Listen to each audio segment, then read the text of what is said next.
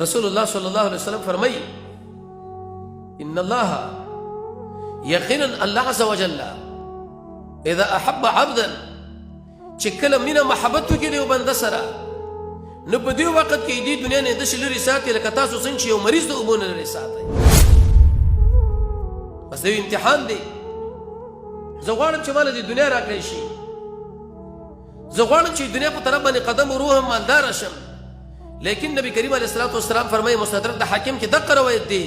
دې بندل الله عز وجل اراده د خیر کړی دا او رب العالمین چې کله بندل اراده د خیر وکړي نو په دې وخت کې دا د دنیا نه لري ساتي لکه تاسو یو ناجوړه د ډاکټر د امر موافق د اوبونه لري ساتي سړی غریب شو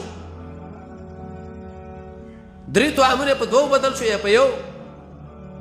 درې ټیمه ډوډۍ په دوه بدل شو یا په یو په دې وخت کې دا بوسوي چې الحمدلله ما کې ایمان دی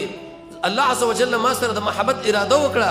ځکه دې امتحانونو کې واقع کړم جزې پزې منه کوم دې ته به ته لبیک وایي د هغې نه به وروسته مصیبتونه د منځه ځي والا که ته دې له لبیک ونه وایي په ځای د دې چې مصیبت دې کور کې مصیبت دې په خپله ځان له راجلب کړي شکایت وخوا سم تېرېږي